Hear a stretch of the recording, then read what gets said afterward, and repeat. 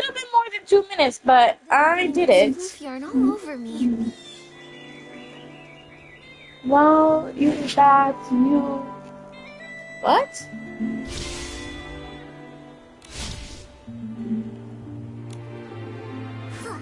I don't know what it said.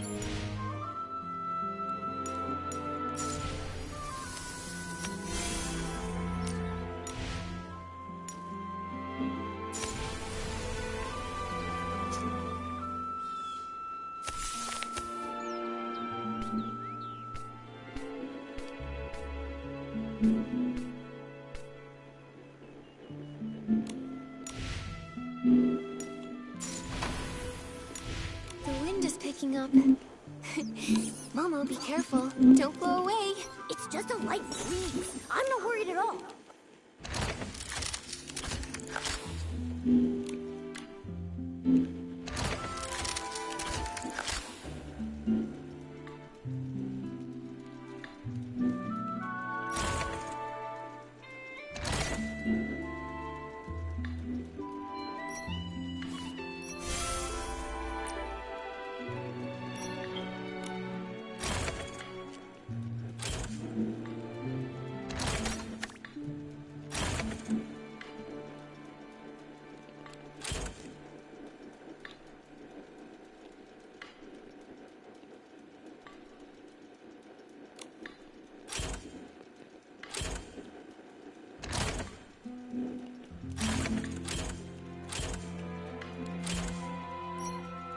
I think I might reel it in for that real quick.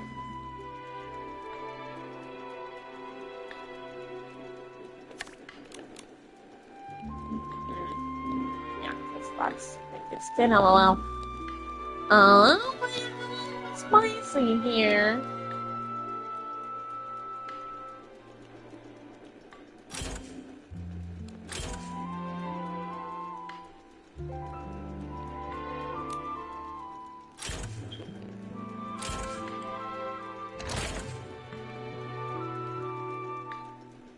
You know? You know what? No.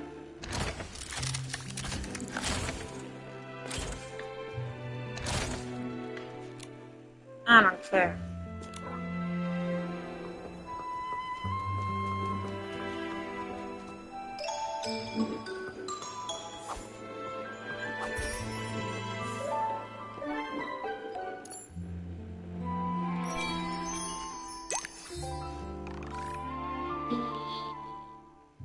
Here he goes, okay.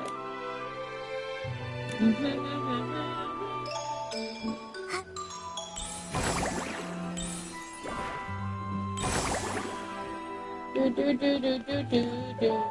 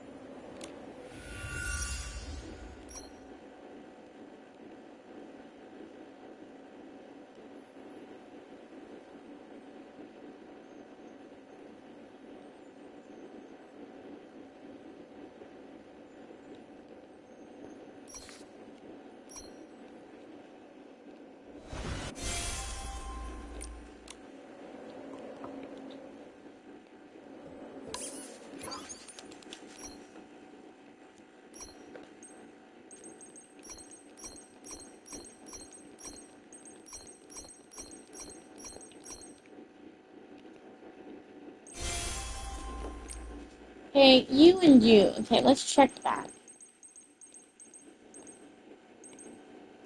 I only have 2 colors of those, so yeah, that's preferable. And I have all colors of these, so this can be chucked in the recycling bin. Aww.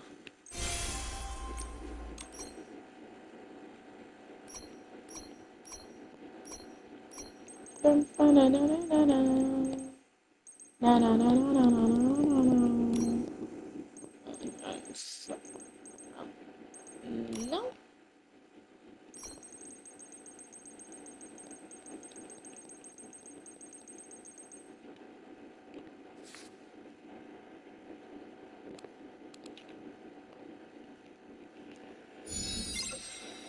Ooh, I don't think I have that. I don't think I have that. I don't think I have that one. I don't.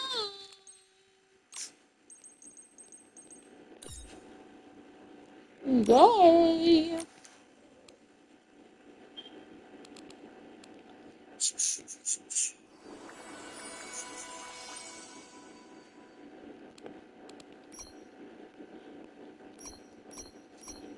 Ta ta ta ta ta ta ta ta ta.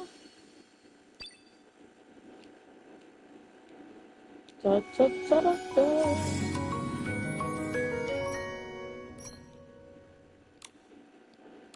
Now, um, what else? What else? What else? What else? What else am I missing? Nothing else. Cool. Exit out.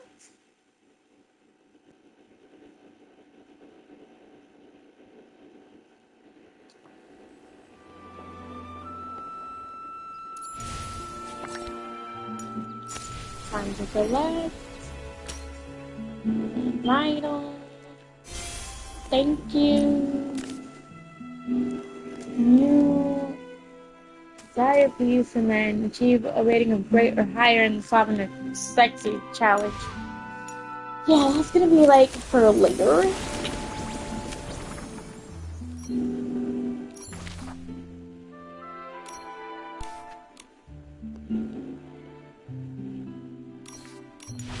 I gotta go all the way to a different section to finish the thing, but let's do this first. Severely misleading. Didn't I already participate in?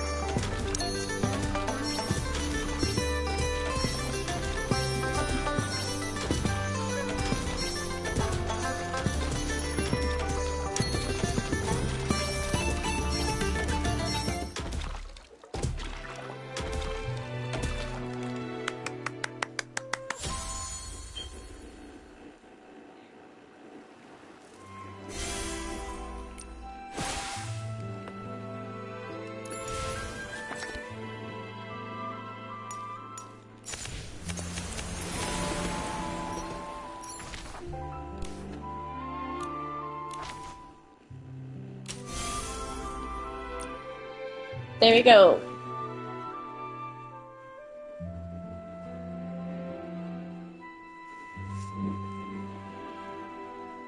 Awesome. And this is all done, so now it's just solving of sexy that I'm left with. Okie dokie. To do that, I have to finish the story quest.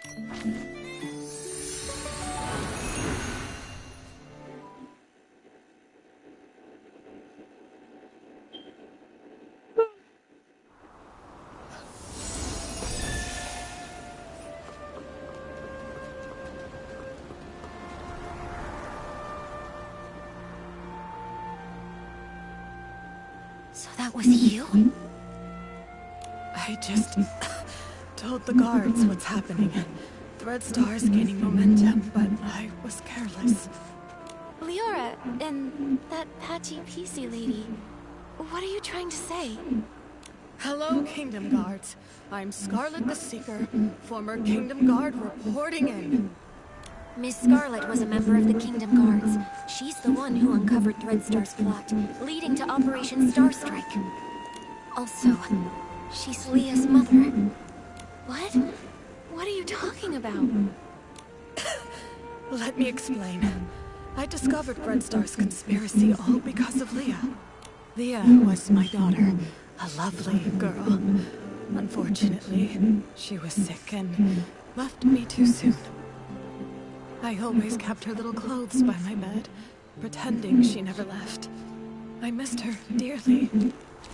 Then one day, her clothes disappeared. A tiny PC appeared in their place. She turned to me and called me Mama. I thought this PC was a blessing from the gods, so I called her Leah. I cared for her fabric, we played, and I sang Leah's favorite song. Small flower, braids in rows, the dreaming child with secrets glows. Ah, happy days.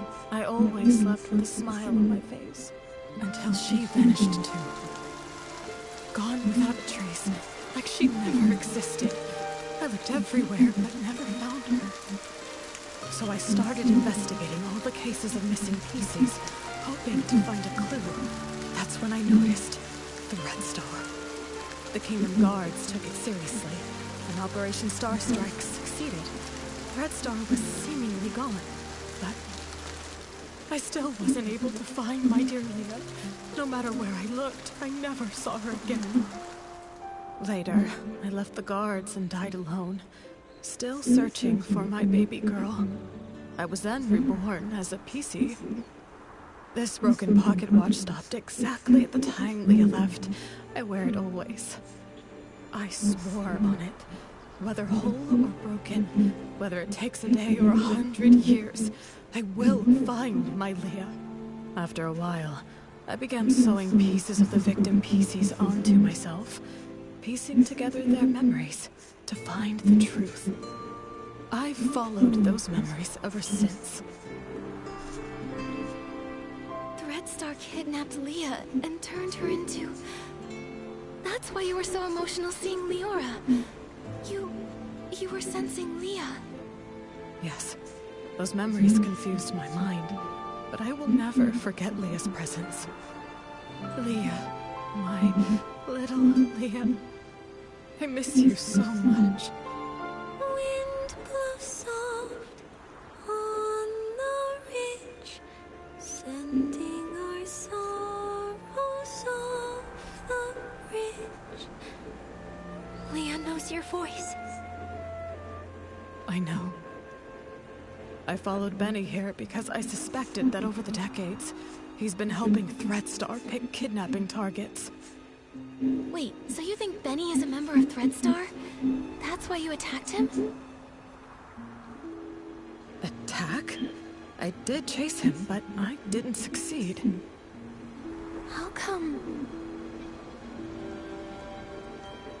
What a liar. Benny wasn't at the fermentation zone his first day at the estate. I found him there, but that was early on the second morning. Wait, that's the day after the first poisoning case. A whole entire day after Benny claimed he was attacked. His first day hiding in the estate, I couldn't follow him inside. The next day, I followed him to the fermentation zone, trying to catch him. I was distracted by a noise, probably one of his accomplices.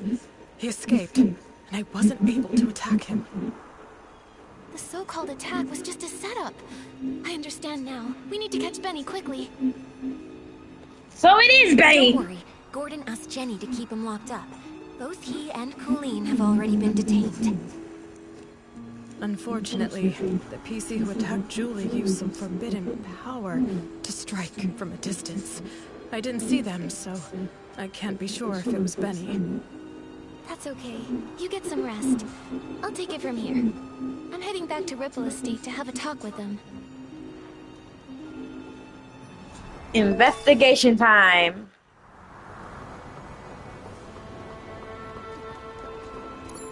Investigation time.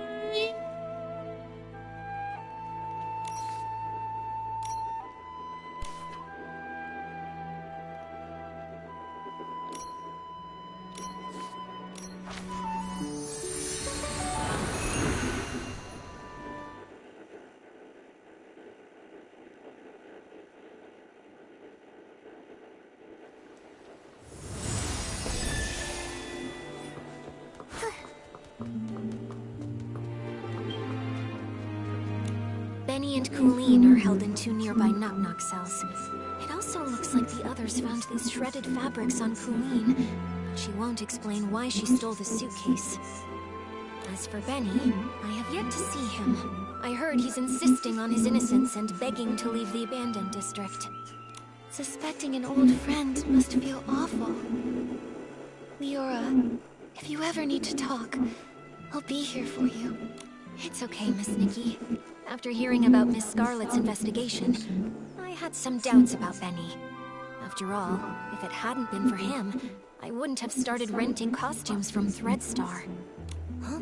Didn't you start to suspect him when Threadstar got into trouble? Threadstar was popular then, and their custom stage costumes were in high demand. Benny was a perfectionist and wanted me to rent a magical costume to boost my influence. It wasn't that strange to me. So just like I never told Juliet about these things, I never told Benny I was investigating Threadstar either. But I never expected to run into him here, right when we were tracking down Threadstar's remnants. Returning to the abandoned district after a long time, and running into so many accidents. Indeed. I've been afraid to face him because I'm worried I might get a bad answer. Leora, were you close to Benny in the past? Close? Yes, I suppose.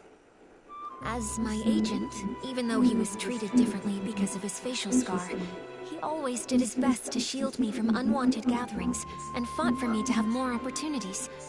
I appreciated him. Benny said the scar was an old injury. Did he get it back then?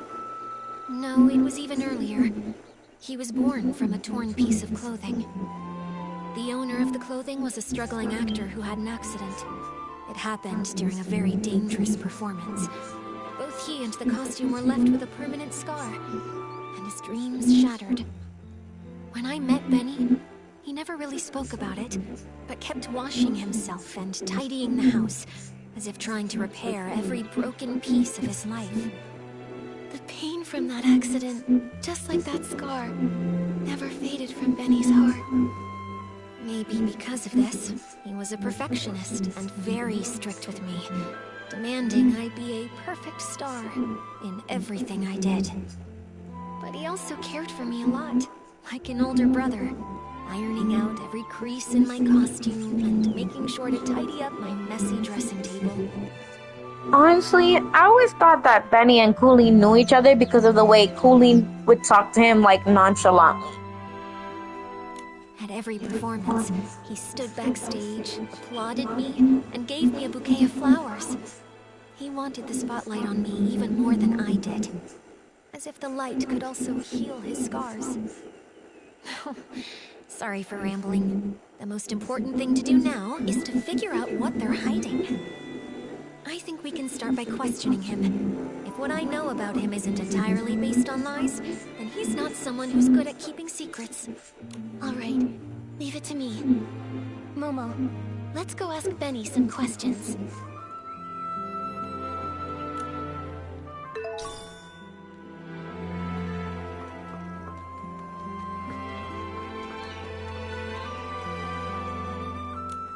you again? Detectives. Is it my turn to be treated like a suspect now?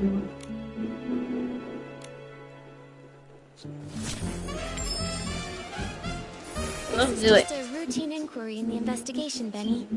If you're truly innocent, I recommend that you cooperate fully and answer my questions seriously. Where were you when we were chasing Colleen in the Ripple wine cellar? Were you her accomplice in stealing the suitcase? If you have nothing to hide, why were you in such a hurry to pack and escape? I had no idea you were chasing Colleen. How would I even know where I was at the time? As for stealing the suitcase, wasn't that after I was knocked out? I was hit by that jittery, patchy PC as soon as I arrived. How could I have had time to steal anything?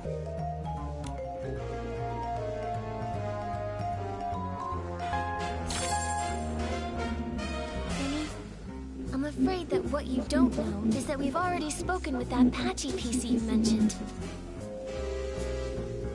What? That's impossible. That thing can't even form a complete sentence. How could you possibly... Miss Scarlet has finally regained her senses. She's not some evil PC like you tried to frame her as.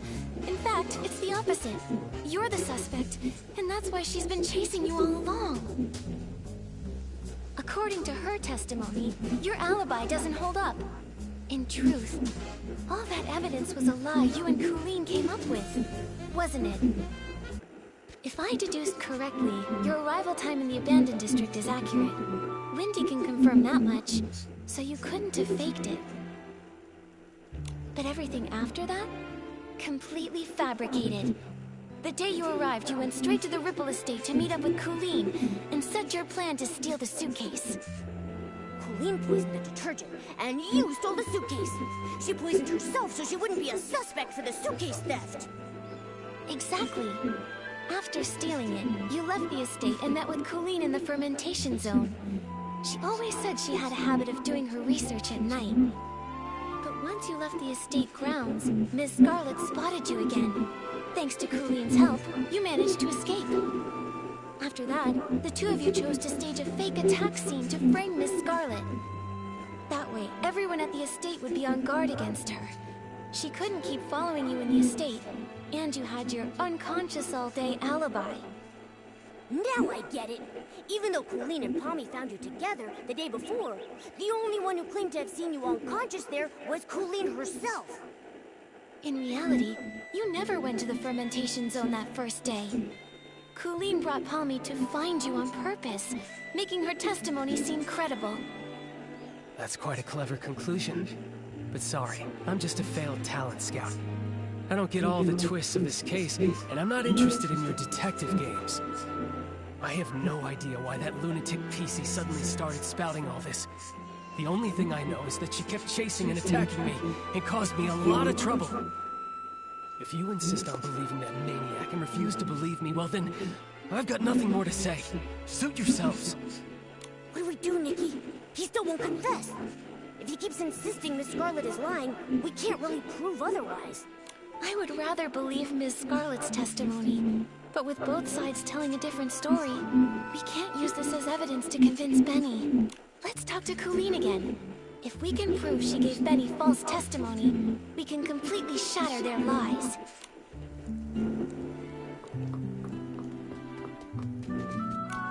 So, now you've sent a human and this little yellow furball. I'm not in the mood to talk.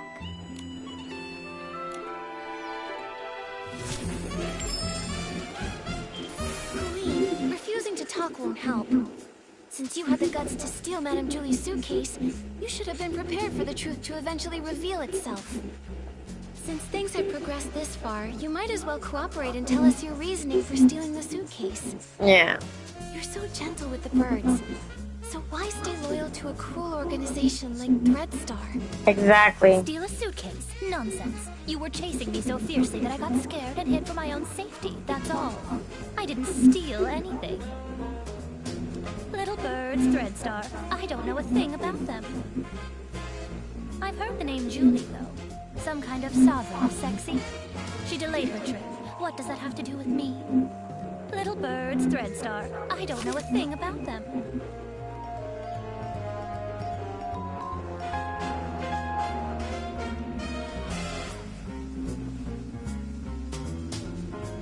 You just show me this random garbage and you expect me to Little birds, Threadstar. I don't know a thing about them.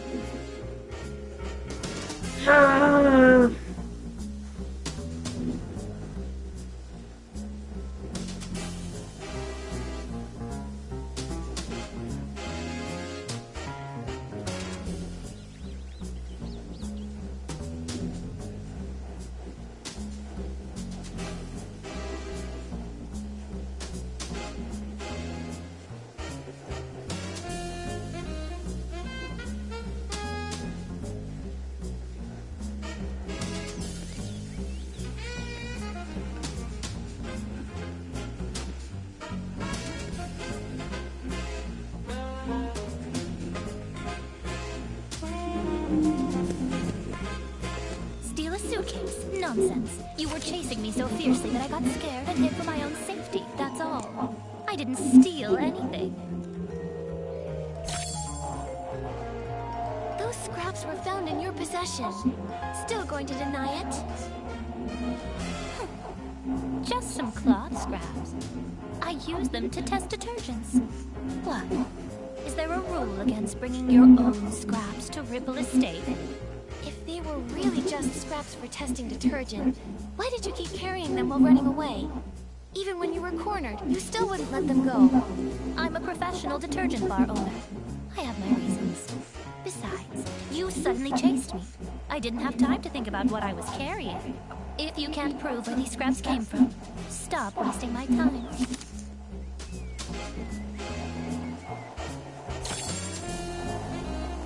Colleen, does this piece look familiar? We found it near Madame Julie's suitcase at Golden Fields. The one you didn't manage to take.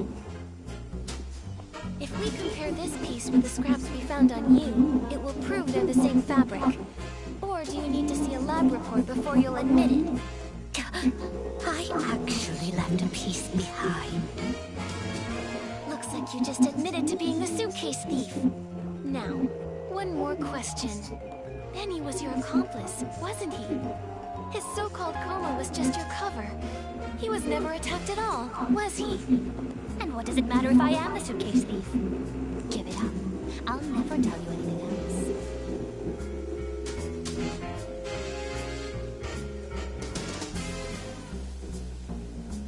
As for Benny, I'd never seen him before I came here. And I'd never bother faking evidence for him.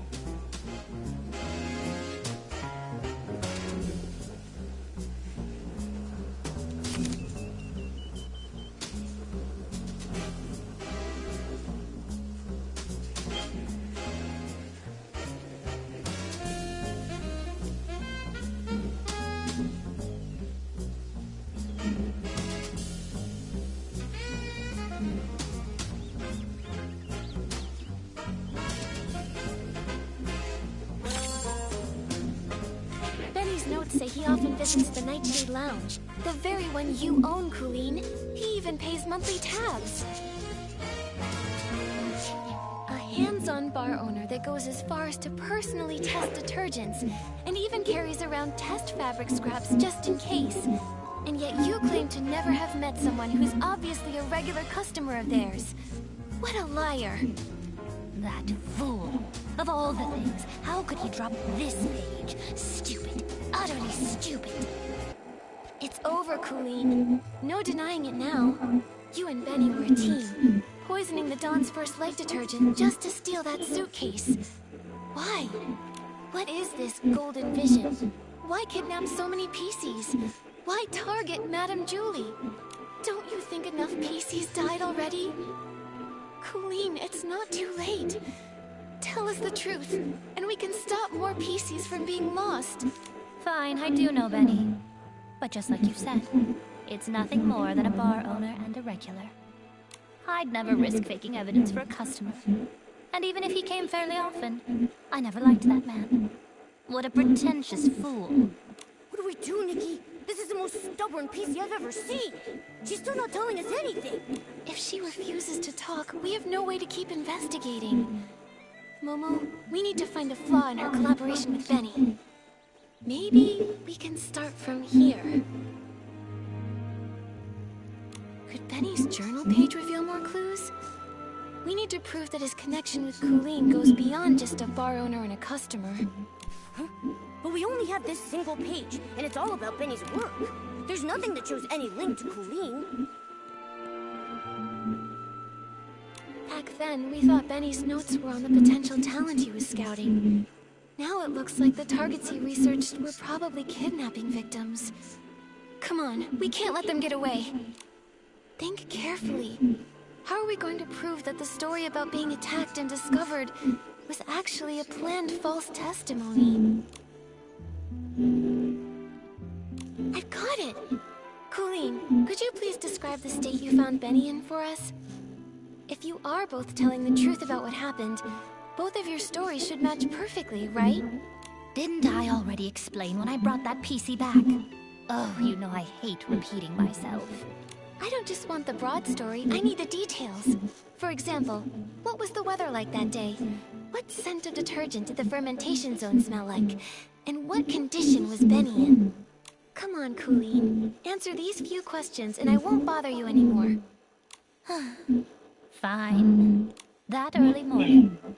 Actually, the very morning of the Dawn's first light chaos, I went to check the fermentation zone and saw Buttonfoot and a white glove coming from the wooden barrel house. The weather was just normal. The air carried the scent of aroma lily, which gave me a headache. As for Benny, I thought he was just a worker resting, so I didn't pay much attention. I had no idea it was him. Then the next day, you brought Pommy with you, and he was still there. Pommy checked, and that's when you realized it was Benny, knocked out from the attack? Correct. But you already know that, don't you? The morning after the poisoning incident, the weather was fine, and the air smelled of flight fruit. He was lying in the exact same spot, still unconscious. Just one blow to the back of the head, and he's out that long. How pathetic. Now, is that enough? Don't bother me anymore.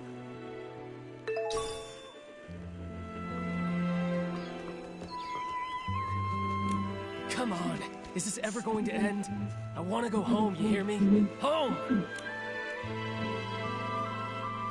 Let's start the questioning. Benny, we have one final question. If you can answer it honestly, then maybe you can go home sooner. Please describe your experience of being attacked and knocked out, and when Colleen and Pommy found you. What was the weather like that day? What scent of detergent did the fermentation zone smell like? What condition were you in? Oh, questions. Why so many questions? I already told you. I arrived that very morning when the Dawn's first light incident happened. It was still dark when I reached the estate. I got lost for a while before I found the fermentation zone, and then ran into that sneaky PC. As for the weather, it was pitch dark. Who knows what the weather was like? The scent? Probably something like wool fruit. I was really tired at the time. I just wanted to ask for directions. Then suddenly she attacked me and knocked me out. When I woke up, Pommy and the others had already taken me back to the estate. That's all I know. As for the weather, it was pitch dark. Who knows what the weather was like? The scent? At the time, I just wanted to ask for directions.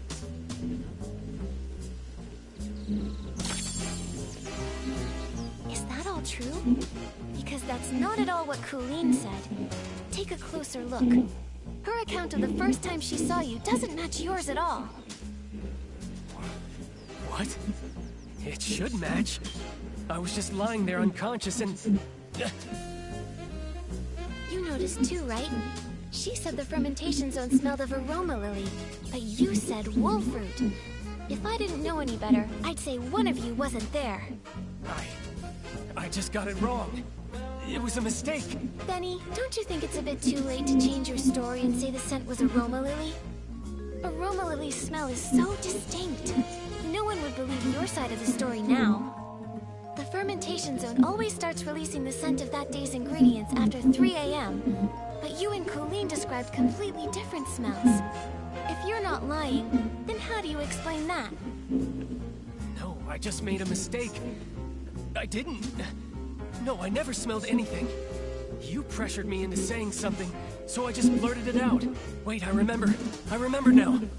It wasn't past 3 a.m. when I arrived. I got to the abandoned district by 2 a.m., so I wasn't lost that long. I wandered a bit after that, of course, but not for long. Then I saw that crazy PC's pocket watch. It read 2:30.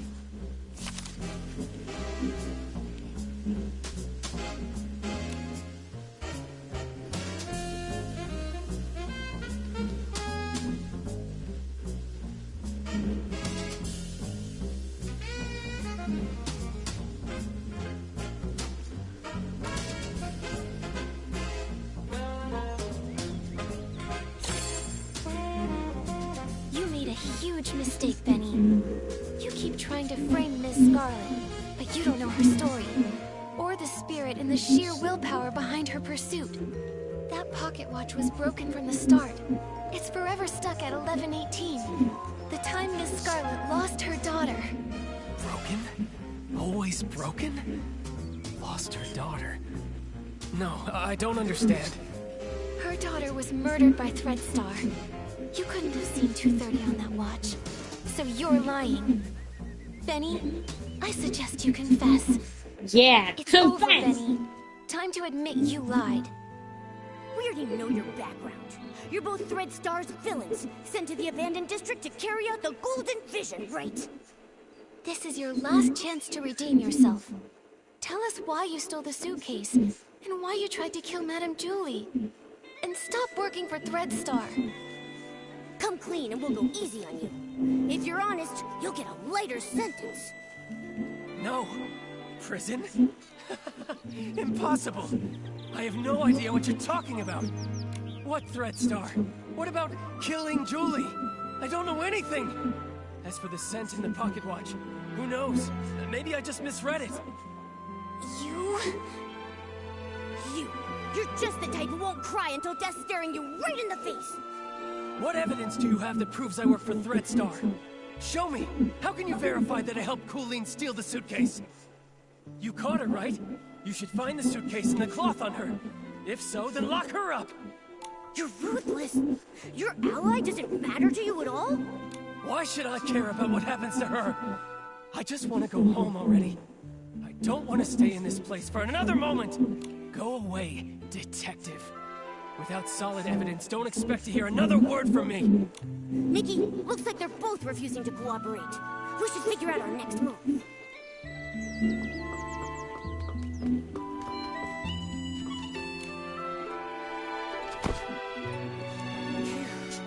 These two are hard to deal with. They're starting to crack, but they still won't confess. Don't lose hope, Momo. At least we know they're partners now. Benny's so-called attack probably aligns with my theory. It's just a story they made up. Threadstar must have sent a few members to the abandoned district to carry out the Golden Vision. Well, what exactly is the Golden Vision? And why would they want to hurt Madame Julie so badly? What should we do now, Detective Nikki? Their lips are totally zipped. Not even a hint. How are we supposed to piece the story together when we have no clues at all? Hold on. Like I've said before, no matter how perfect a crime seems, if you look closely enough, cracks will always show. Bad seeds only grow bad fruit. I doubt that we're going to get any more information from Colleen. She would rather confess to stealing the suitcase and accept being punished than tell us what really happened. Colleen is a pretty tough cookie, you know that? I mean, even if I pulled out my razor-sharp claws, I don't think she would be fazed in the slightest. She's just that tough. But there might still be a chance with Benny. He's desperately denying it, and he insists there isn't any evidence. But if we find solid proof, we might crack him. Unfortunately, the assassination attempt on Madame Julie has no witnesses, and it's hard to find clues from the Esslings. That route probably won't work. Should we start with the missing suitcase case? Yeah. If we can prove that Benny stole the suitcase during all of the detergent poisoning chaos, he won't be able to deny it. And if we can prove Benny's a member of Threadstar, identifying his motive, he probably won't have much of an argument. Makes sense. Detective Nikki, where do you think would be the very best place to start looking for evidence? Your trusty assistant Momo is here and ready to go whenever you need me. Just point me in the right direction and I'll get on it right away. Whether it's Threadstar or Benny, the PCs in the abandoned district might not be familiar with them. We'll probably find clues asking guests from Sichia. How about we start by talking to... Tommy! There was a lot of evidence in his old newspapers. It's possible he knows even more about Benny's history. All right, let's get going. With Nikki on the case, we've got this.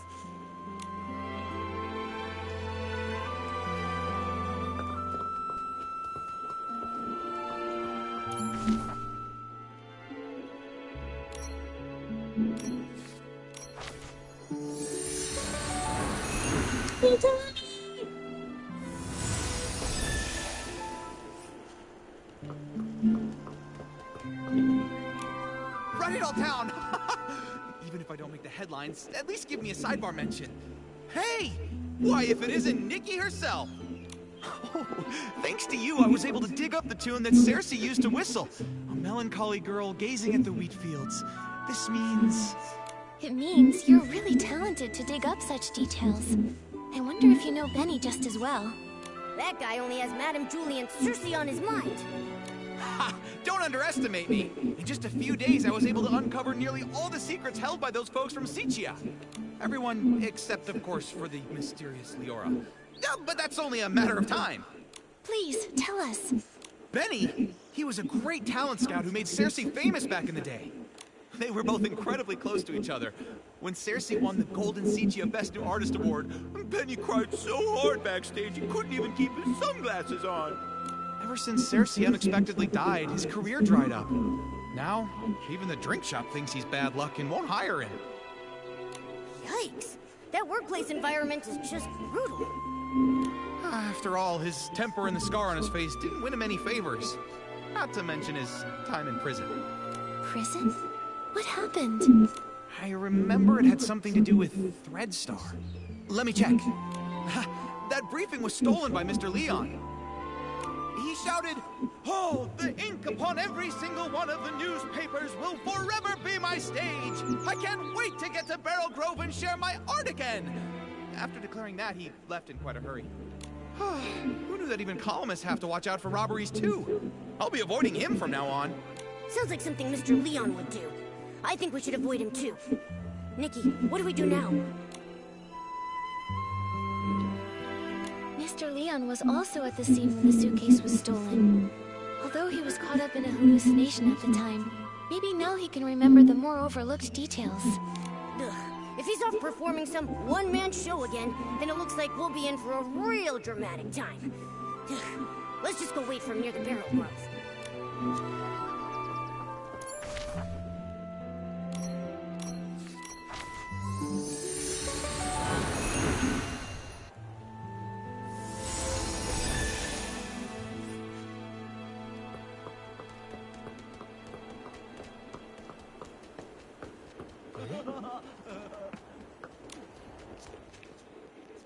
Oh, this world is even sadder than the drapes at the Backwater Theater. Mr. Leon, sorry to bother you. Did you see Benny before or after the poisoning that day? Benny? No, I didn't see him. Why, do you think he was the one who stole the suitcase? He doesn't honestly think that a few scraps of cloth will cover that broken face of his and hide his shameful past, does he? You seem to know Benny's past well. Of course! It all starts with my own glorious yet lonely past. A boy more fragile than an unfinished script. When he arrived in Sichia, his dreams were even bigger than the city. Even though he had already become a piece of living art, that era of foolishness trailed behind his shadow. On snowy nights, his monologues put the basement's hairband slugs to sleep. The applause that should have followed, lost along their way. Until one day, a kind gentleman gave him a gift, powerful enough to shake the world, whispering, "Wear it, wear it." He knew everything has a price. Nightmares, pain, reminding him of their existence. He went back to perform the full submission again and again, hopes to awakening this ignorant error. But he fell, forever left upon the platform leading to his dreams. Could that man be from Threadstar? Ugh. So they used everyone's dreams and it cost your life. But, what does this have to do with Benny? Dear audience, don't be like those who know nothing of art, ready to tear away fate's every secret. Intermission time! Shall we have a little preview of Act 2? Look at you, such furious faces. Surely you've seen through the gods' twisted little trick. Such pitiful jealousy. Too afraid to let the true starlight fall upon me.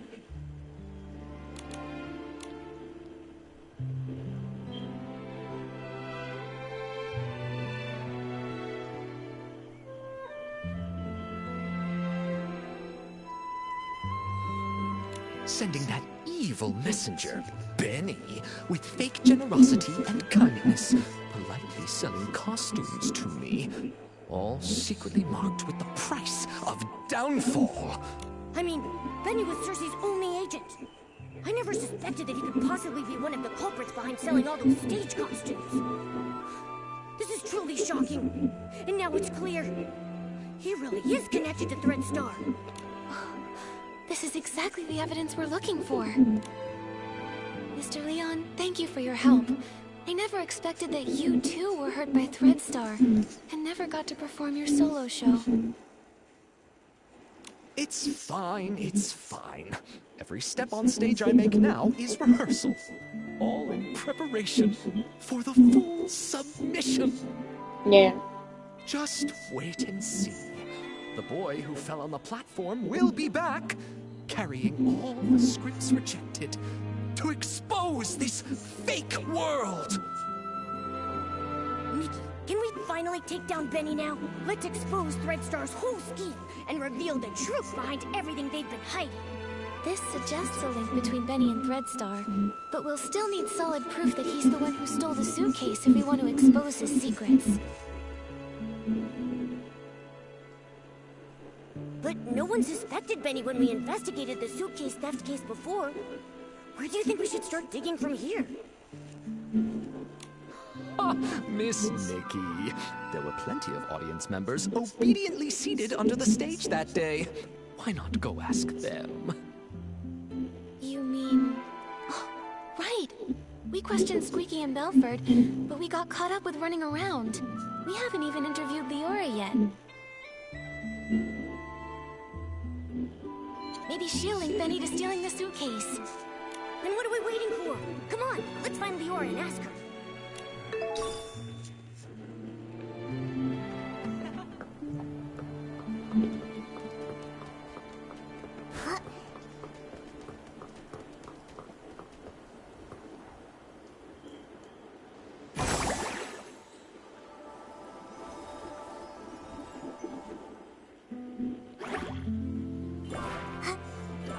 I was here.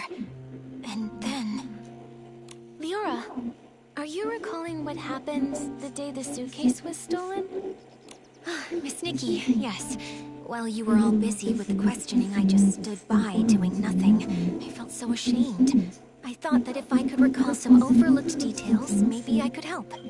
That's fine. In fact, we were thinking the same thing. We came to hear more about that day in detail. Of course. As always, the first to receive the Dawn's first light that morning were the on-duty staff, so they would be able to quickly return to their posts. After I applied it and was about to head back, I noticed some staff were already showing symptoms. I had a bad feeling, so I ran here, hoping to meet Gordon. When I arrived, I saw Squeaky pressing juice there. She's usually really energetic, but at that moment she seemed unusually agitated. If you say so, it really sounds like she must have already been hallucinating back then. She was talking about flying fruits, runaway bags, all sorts of impossible things. At the same time, saw Belford approaching. He carried a bunch of detergents, but was already unsteady. It sounds like Belford was about to hallucinate too. I wanted to help him, but I quickly started to feel dizzy myself, stumbling and bumping into him. Lots of detergent spilled. The smell was strong. This must be the fragrant fireworks Belford told us about. But then I started hallucinating too. I can only remember some fragments. A yellow bulkhead with two blue-purple horns, wearing a blue-purple jewel on his neck. Well, I thought the bulkhead might charge. While dodging it, I bumped into a sack, and I think I may have cracked it. Do you think that bulkhead could be Belford? I remember his yellow hat having two blue-purple patterns. Just a thought. That's a possibility. Then, suddenly, I heard a loud shout ring out. You'd rather have perfect wheat fields than accept the Barrisont I bring! Something like that. That has to be Mr. Leon. I think your version of this line is better than his original. That was him. I was startled then. I saw the bulkhead run away, felt danger was coming, and left quickly. It looks to me like both you and Squeaky were scared off by Mr. Leon's shout. When I came to my senses, I was at a remote water spot, soaked through, and there was no one nearby. So that's what happened. We met the other witnesses Leora mentioned to us, but I can't shake the feeling that something is off. There should have been one more PC there, the thief. They couldn't have disappeared without a trace. But what exactly feels wrong? Don't rush things, Miss Nikki. Maybe we can simulate an interrogation. Treat me like a suspect, find any inconsistencies in my story. Maybe the truth is hiding in plain sight. Great idea! We should get started. Ready, Miss Nikki? We'll start when...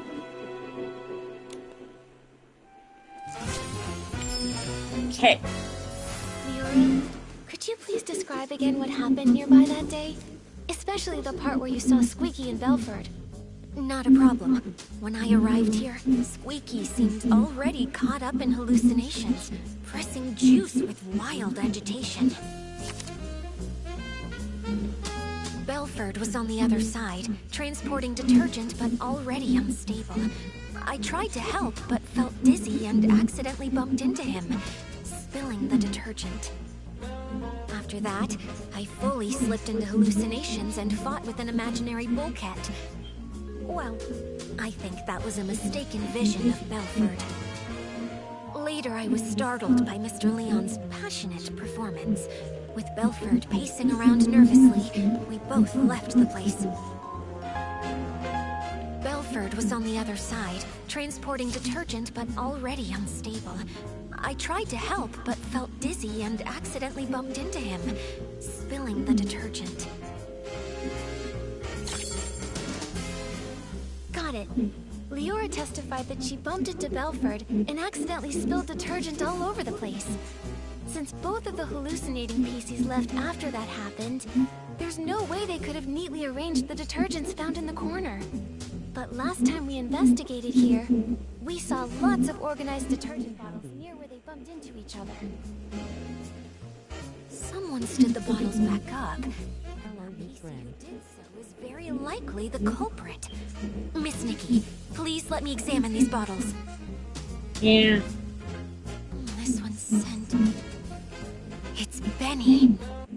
Why do you think it's Benny? I'm not sure you remember, but I mentioned when Benny was my agent, he was incredibly attentive, helping me organize clothes, even tidy my dressing table. Scripts I carelessly left lying around would be stacked neatly, and any makeup I may have spilled on my desk would be arranged just like these detergent bottles. I should mention, this detergent scent is the one Benny usually uses. We often see Benny washing his hands. It seems he always carries detergent with him.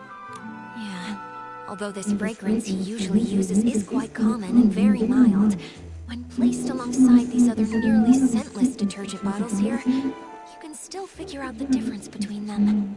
Yeah. Moreover, only this bottle has been slightly used, and the bottle's cap has an extra seal ring inside of it.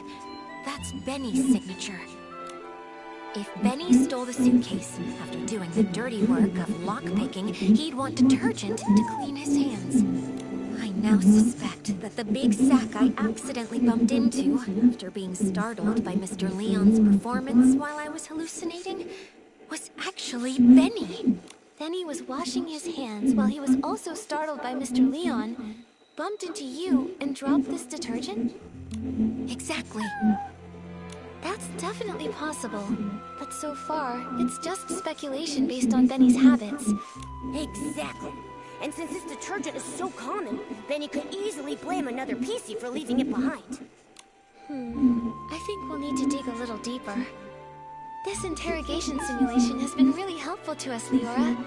If you can keep assisting us while we clear things up, we would really appreciate it. It would be my pleasure. Another mock.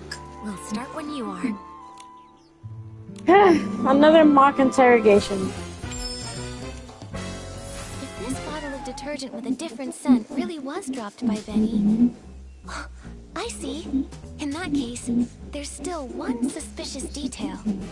When Benny was looking for the detergent that he had dropped, he tidied up the spilled bottles by force of habit.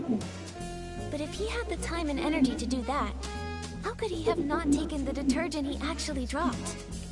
Indeed. In his case, not having detergent is probably as bad as not wearing clothes.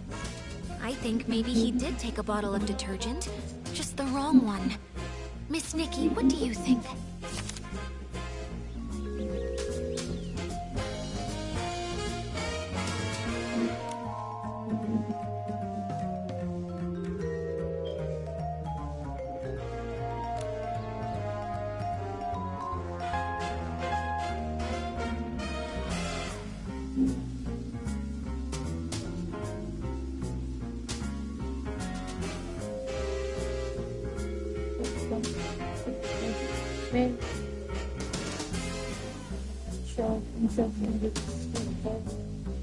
There's money we're putting Tommy that out with the super when the scientific surgeon appeared. This might not be related to what we're discussing now. What we need to figure out is what exactly Benny took. I think maybe he did take a bottle of detergent, just the wrong one. Miss Nikki, what do you think?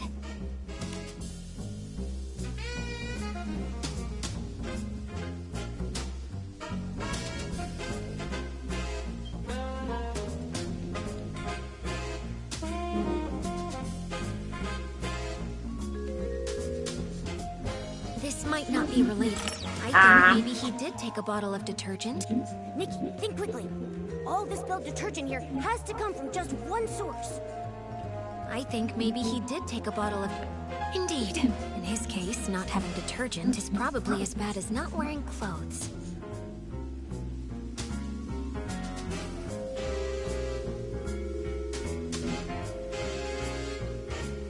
I don't know.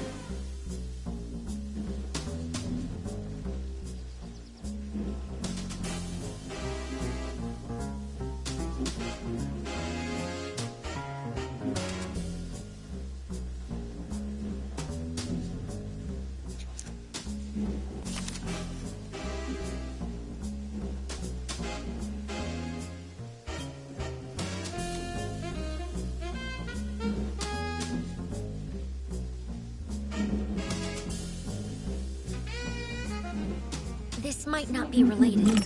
Indeed. In his case, I think maybe he did take a bottle of detergent, just the wrong one. I remember Belford mentioned that the only detergent he's been transporting recently is the Super Duper Pond detergent. It doesn't smell like anything, and matches the characteristics of these detergents. I see. Since the bottles all look alike, and the scent difference is minimal, it doesn't surprise me that he grabbed the wrong detergent in a hurry. Even if Benny did grab the super duper palmed detergent by mistake, he probably realized it a long time ago. If he's already thrown away that bottle, we can't investigate further. Maybe we can find supporting evidence from other testimonies. Have other witnesses seen anyone with a distinctive appearance in their hallucinations? Like how I saw a sack with a big tear. Besides Leora, there's Belford, Squeaky, and Mr. Leon. Nikki, did any of them report seeing anything? Have other witnesses seen anyone with a distinctive appearance in their hallucinations? Like how I saw a sack with a big tear.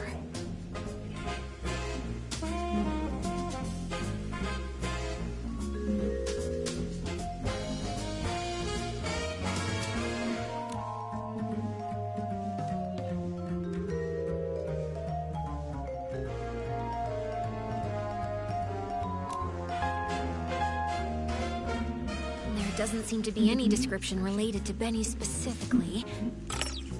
Have other witnesses seen anyone with a distinctive appearance in their hallucinations? Squeaky said she saw a big sack split open after being scared by another noisy sack. Maybe what she actually saw was Benny, who got a big shock from Mr. Leon. That's definitely possible. Looks like I'm not the only one who saw a hallucination resembling Benny. So the truth has been right in front of us all along. We just didn't see it. Great! Now we have both the detergent he dropped and the descriptions mentioned in everyone's testimony. Nikki, can we go interrogate Benny now? I'm still a bit worried. Will these ambiguous pieces of evidence really make him confess? Yeah. I also feel something's missing. From what I understand of Benny, the more stressful the situation, the more eloquent he gets. We've seen that behavior before. Even with a mountain of evidence, he just keeps arguing. Hey, could this be a trait of a showbiz manager? You could say that. In the ruthless entertainment world, it was a skill he really took pride in. Given his personality, when faced with this evidence, he'll probably claim he was poisoned and ran to the scene, but he'll firmly deny touching the suitcase. Yeah, I can picture that. Looks like we need solid proof to show he did actually come into contact with Madame Julie's suitcase. Leora, please help me one more time. Just one last interrogation simulation. Ready, Miss Nikki? Okay, let's start again. I think the key is right here. How can we prove that Benny made contact with Madame Julie's suitcase?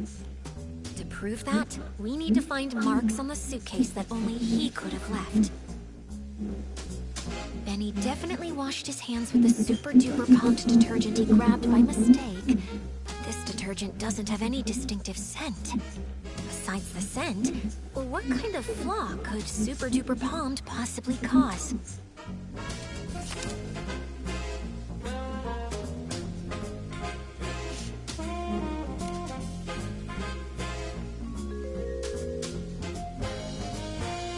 Unfortunately, this doesn't... Besides the scent, well, what kind of flaw could super-duper palmed possibly cause?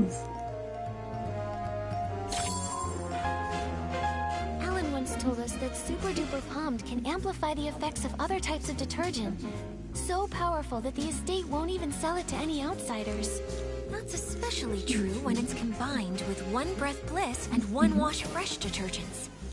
Turns out, this detergent can create so many effects. Maybe that's the key to spotting the flaw. Keep it up, Detective Nikki. We're just one step away from the truth. I can... To prove that, we need to find marks on the suitcase that only he could have left.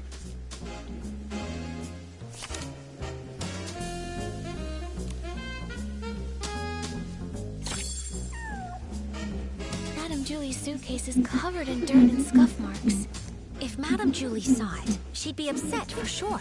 But she carefully picked the fabric for this suitcase. It shouldn't be this fragile. So that's it.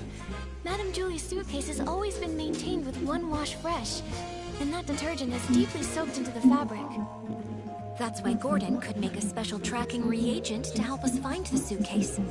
But when One Wash Fresh is mixed with Super Duper Palmed, it becomes a detergent with cleaning power that's too strong.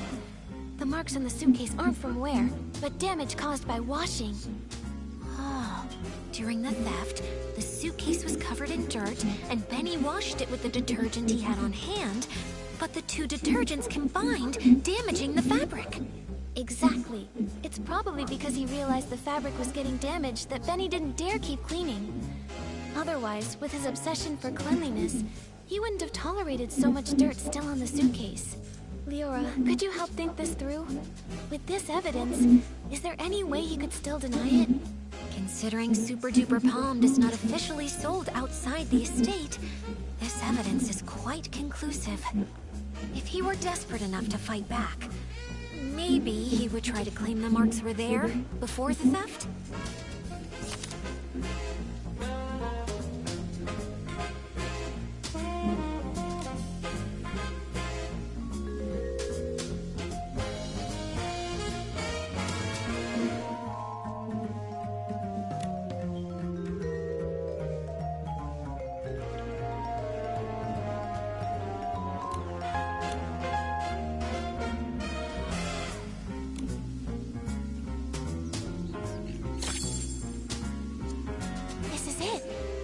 The photo Palmy took when the choo-choo train delivered Madame Julie's suitcase. Look, the suitcase looks perfect here. Those obvious wear marks must have appeared after this photo was taken. Miss Nikki, no, Detective Nikki, you did it. Yeah! With a few mistakes, but we did it. So this is what really happened that day. While everyone was hallucinating, Benny snuck onto the scene. No one knew that a new guest had arrived at that time, except for Colleen. After stealing the suitcase, Benny washed his hands out of habit, using the detergent he'd brought. Then, Mr. Leon shouted his lines, startling all the PCs. Leora knocked over Benny's detergent bottle. When he went to pick it up, he couldn't help but organize the scattered bottles.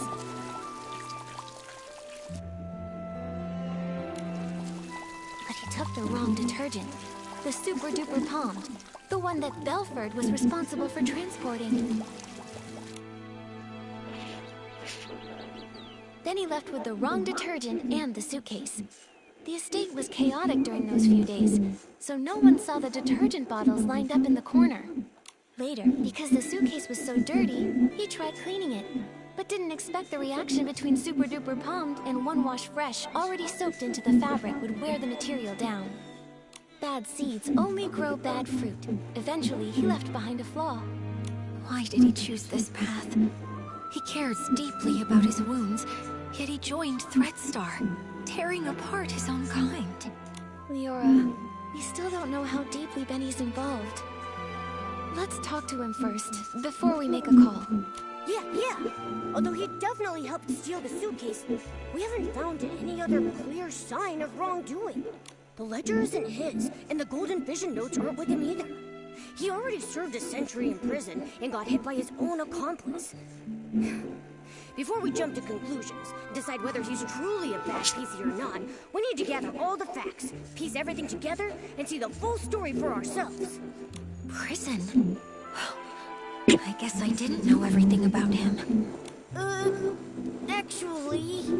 It's fine, Mr. Momo. Thanks for helping uncover the truth. If Benny really is a key member of Threadstar and tried to harm Madame Julie, I'll personally bring him to justice. Even if he's got his reasons, or if he introduced Threadstar to me, even without meaning to. I want to hear it from him directly. Right. Before we find Benny, let's take this suitcase to Alan's for an inspection. With a professional detergent expert's report proving that 2 detergents made these marks, our interrogation will be stronger. All right, let's go. With Nikki and Momo on the case, and Leora helping out too, there's no way we can fail. We're definitely going to catch it. Somehow I feel like this is gonna be a red herring. Oh, by the Silvergale. Isn't this Madame Julie's suitcase? You found it! But why is it so dirty and damaged? The Sovereign of Sexy should always be elegant, charming, and flawless from their head to their toes. Oh, I can't stand seeing this! Actually, we wanted to ask you about the damage on the suitcase. We're wondering, could it have been caused by detergent? Well, you have certainly come to ask the right person. As a detergent tester myself, I am the most familiar with how to identify different types of detergents. And I am also someone who simply cannot handle when the beauty of this world falls victim to destruction. So, Alan, can you tell what they are? Unbelievable. Which staff member was so careless to make such a basic mistake? Both detergents, One Wash Fresh and Super Duper Palmed, were detected on the suitcase. Their combination created the special Super Clean Palmed formula, which is too strong and damaged the fabric. Just like we guessed. Do PCs that come in contact with the special Super Clean Palmed formula leave marks on their own fabric? Definitely. That is why this special formula was only sold internally. The Ripple estate doesn't even keep a single bottle of it in stock. Who made this mistake? Bring them here, and I'll test them thoroughly. I'm sure I can detect the residue of the special formula. That's great. Sorry, Alan, we're a bit pressed for time right now, but we'll fill you in on what happened later. With your help, we'll finally breathe easy.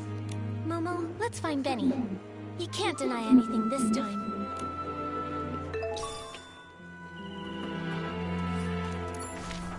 Let's do this! Interrogation time! There's been so much interrogation this whole time. Interrogation time!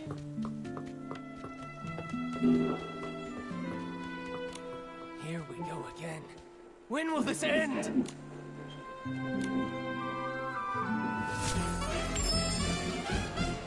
Benny, we brought solid evidence this time. There's nowhere left to run. Tell us everything about Threadstar's plot. No way. You're just trying to trick me. You really think I'd believe you? How many times do I have to repeat myself? I've got nothing to do with Threadstar.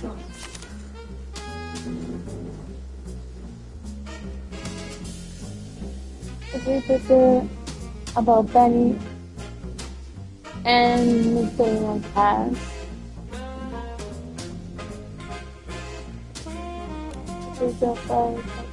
No, this one. A minor offender involved in coercive sales and forced rentals, sentenced to 100 years in prison with compulsory labor. How? How did you find this? Don't bring that up. No!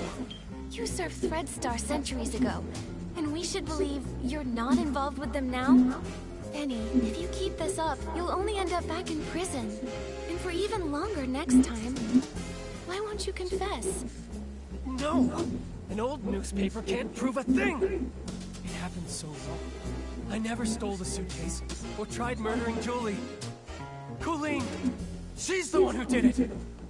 Centuries ago, I had no idea that Threadstar's costumes were even made like that. I have nothing to do with them! I never stole the suitcase, or tried murdering Julie. Colleen! She's the one who did it!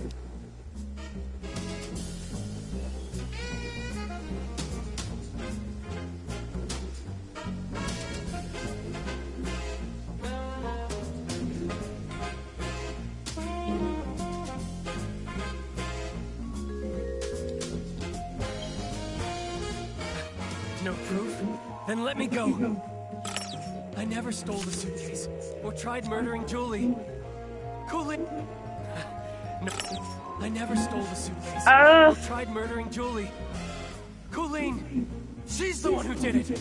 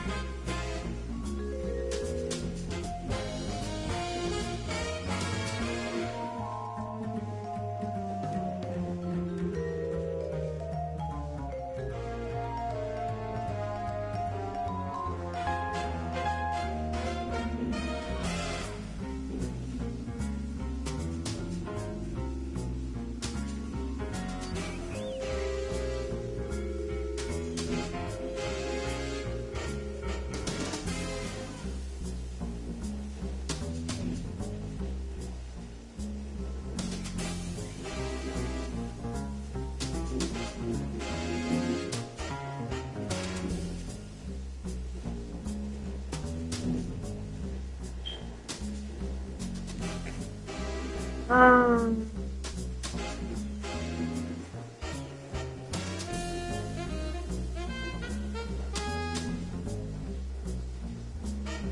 I'm so confused. No!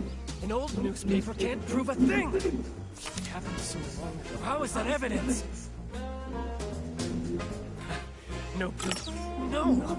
An old newspaper can't... Oh, he's about to crack. Come on. No! We wouldn't bother coming back if we had no solid proof. Nikki, finish him off. I never stole the suitcase or tried murdering Julie. Colleen! She's the one who did it! I never stole the suitcase or tried murdering Julie. Colleen! She's the one who did it!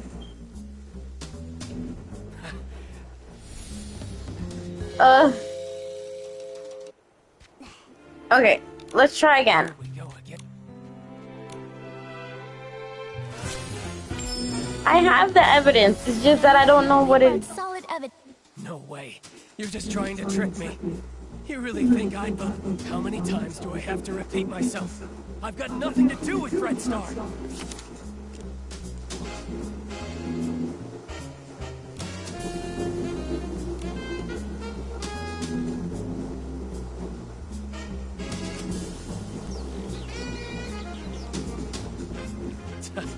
I thought, how many times do I have to repeat myself? Crap.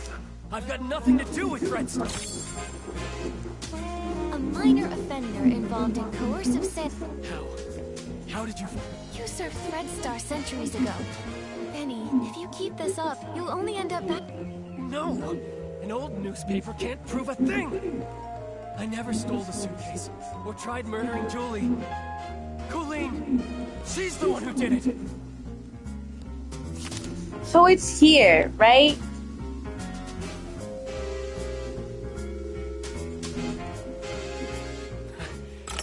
I never stole the suitcase or tried murdering Julie. Colleen! I never stole the suitcase or tried murdering Julie. Do you see it now, Benny? Madame Julie's suitcase has traces from the mixture of Super Duper Palmed and One Wash Fresh. The latter being the detergent used to clean the suitcase regularly. So what? Where did that Super Duper Palmed come from? The only explanation is if someone left their own detergent behind and took the transport shipment. And I think the culprit is you. No! Okay, yeah, so I got it. I was just far off. Actually, we've got another crucial piece of evidence. If a professional investigator examines you, they'll tell whether you're truly as clean as you claim. Maybe you ended up just as over-clean as the suitcase after coming into contact with the same mix of Super Duper Palmed and One Wash Fresh. Enough! Enough! Stop talking about things I already know! I know I damaged the suitcase. I know I hurt the pieces. I know I'm an accomplice, but I've already tried to break away. Why can you just not let me go?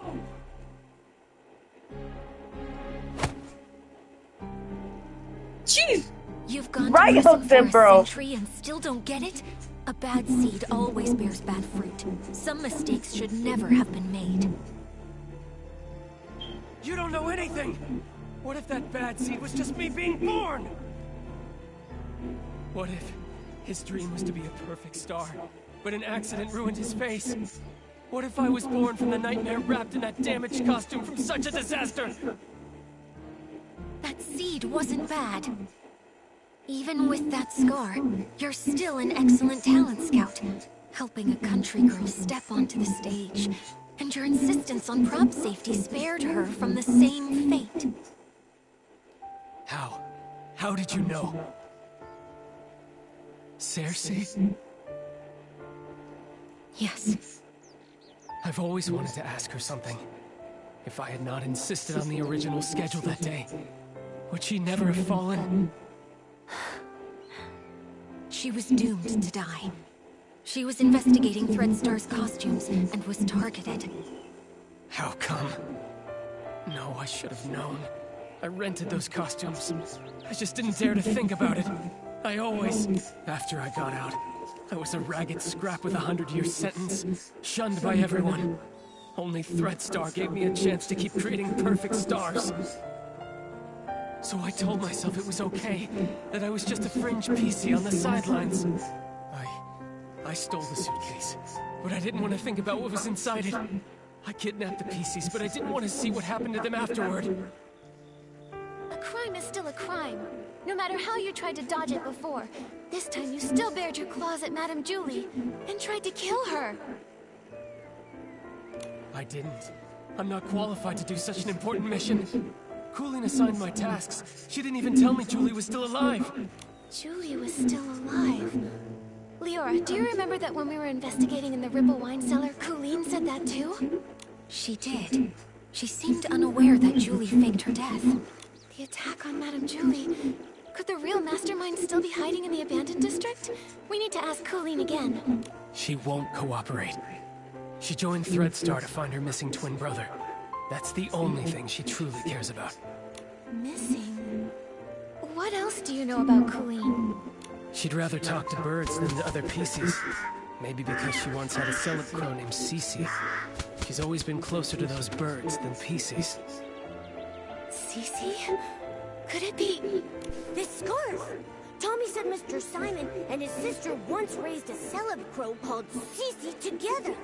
But Simon is already... Leora, would you be able to visit Tommy and borrow Mr. Simon's relics? I think we have a lot to discuss with Coolin now. Okay, I'll be right back.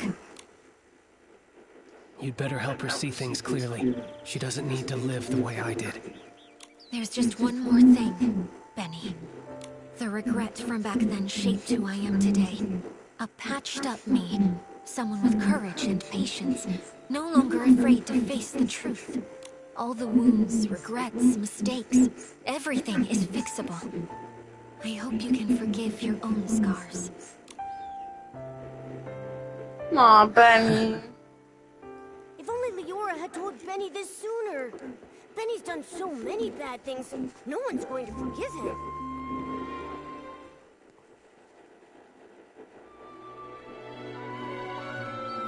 This again. Ask away. You're wasting your time. That's where you're wrong. We've discovered something we'd like to show you.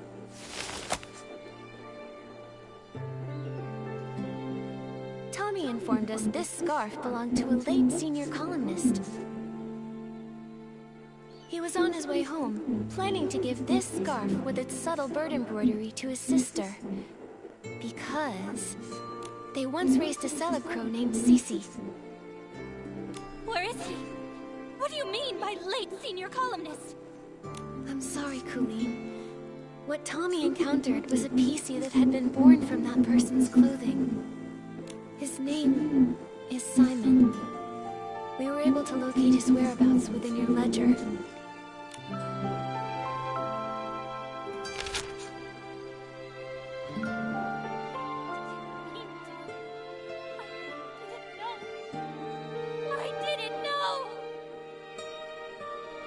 I think this letter was meant for you.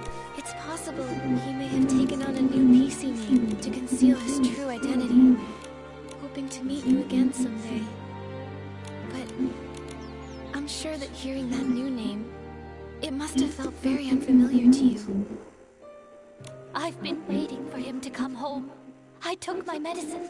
I took good care of Cece. I promised, even sick, I'd live longer than Cece, longer than him. I wrote the newspaper letter to every address listed in our book.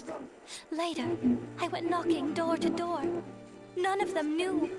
He'd gone too far away. I then became a PC, and my brother. There must be another PC born from his closet.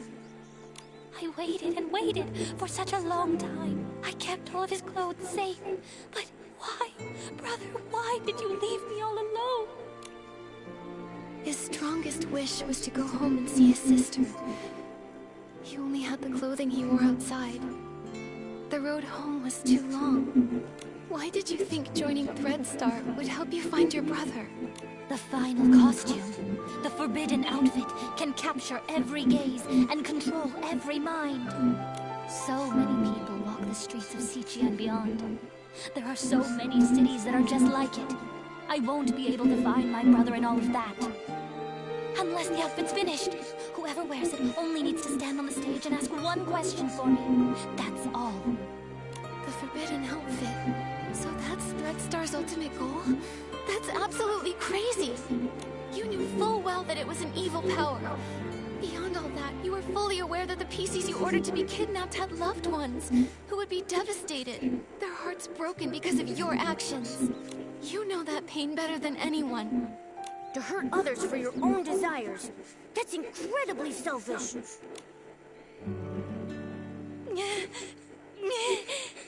Enough of this, Colleen.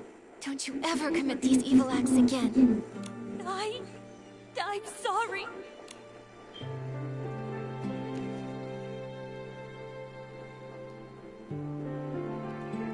I'm hoping you'll help us to expose Thread... The forbidden outfit is almost complete. Julie is a natural star, and the Golden Vision is aimed at using her as the final material. But I don't know who attempted to assassinate her. Whether she actually died, or what is I was simply following orders to complete the mission. So, you're telling us there's a hidden boss giving you orders? We've been tracking the culprit all along, yet they somehow saw through Madame Julie's fake death and responded right away.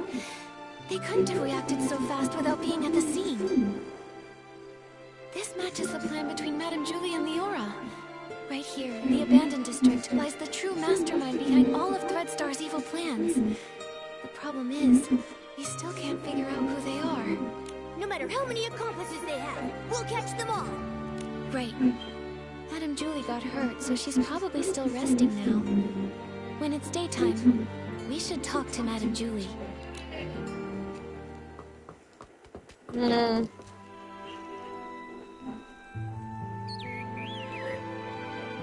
Okay, we're leaving this talk to Madame Julie tomorrow as well. I'm trying to leave it at an hour and a half kind of intervals for all of these. So, sorry, we're not gonna go over than that. That'll be all for this time. What? Stop. No? Oh, gosh darn it. That'll be all. See you guys later.